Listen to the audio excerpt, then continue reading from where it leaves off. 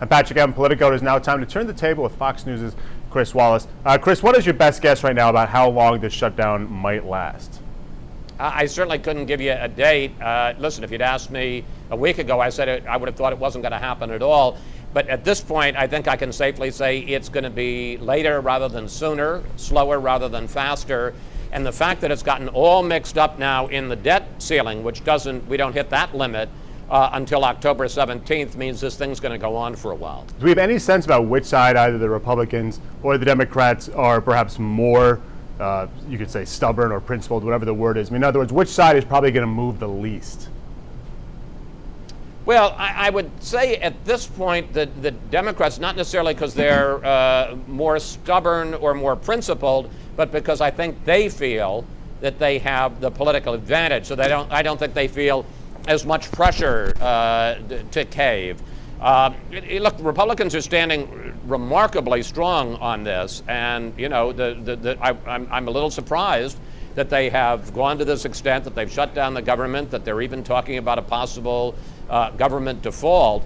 And there are a lot of members who would say, you know, this is our opportunity. We have a point of leverage when it comes to Obamacare, and we're not going to give it up. But you got to think at some point this is going to get. Look, there's heat on both sides. The fact that the president said, I'm not going to negotiate, but then he called all the leaders up on Wednesday night to the White House to have a meeting just to say, I'm not going to compromise, shows that they don't want to be seen as just indifferent. And the fact, of course, that the president has canceled his trip to Asia is another sign that he's feeling some heat. But I think the Republicans probably more, the polls certainly indicate they should. You know, it's marginal, but I think the Republicans marginally have a greater incentive to compromise. Well, obviously, Treasury Secretary Jack Lew is doing all 5 Sunday shows this weekend. How do you plan on addressing the state of the economy with him this Sunday? Well, if I told you that, I'd have to kill you and everybody who watches this tape. But, you know, that's obviously one of the questions. One of the other questions, though, is negotiation. You know, the White House keeps saying, the president says, this has never ever happened before. We've never had a negotiation on the debt limit. That's bull. I mean, it just isn't true. The Washington Post did a fact check, and they gave the president's statement 4 Pinocchios. They have had negotiations over the debt limit, sometimes on related budget issues, sometimes on completely unrelated issues for years. So, you know, and this ties into this question of what side has the greater heat.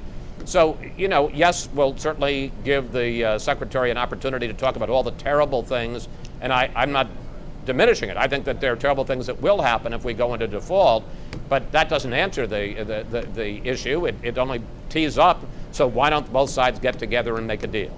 All right, well, sort of switching topics, this week's feature question is part of Politico's Women Rule series with Google and Tory Burch. And the question is, there are some people who argue that if there were more women in Congress, there would be more bipartisanship, there would be less bickering. So my question to you would be, if there were more women in Congress, would we be seeing the kind of shutdown and the partisanship that we've been seeing this week in the past couple months?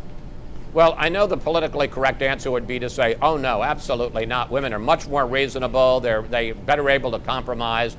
I think that's bunk. I think that they are as principled. I think they feel and fight as fiercely over issues. I mean, if you think of some of the women in Congress, Michelle Bachmann on the right, Barbara Boxer or Maxine Waters on the left, no, I think we'd still be in just as much of a mess if there were more members of Congress. Look at Nancy Pelosi when she was Speaker, and I'm not saying this to, you know, say that she's any worse than men. I'm just saying I don't know that they're any better than men. There were plenty of partisan fights, so I don't think gender has all that much to do with it. Maybe politicians are politicians. All right, Chris, tell us about your program this Sunday. You've got Jack Lew. What else? Well, yeah, Jack Lew, first of all. And then secondly, the debate inside the Republican Party. We're going to have Peter King, who's now calling some of his fellow Republicans terrorists, and Tom Graves, who's been one of the people leading the charge, saying Obamacare is terrible. It's going to damage the country. You know, it's unfair for the president to give big companies a delay on the employer mandate, but not individual people with the individual mandate. We'll have a fair and balanced debate about the fight inside the Republican Party. All right, Chris Wallace with Fox News Sunday. Thanks a lot for joining us. You bet. Thanks, Patrick.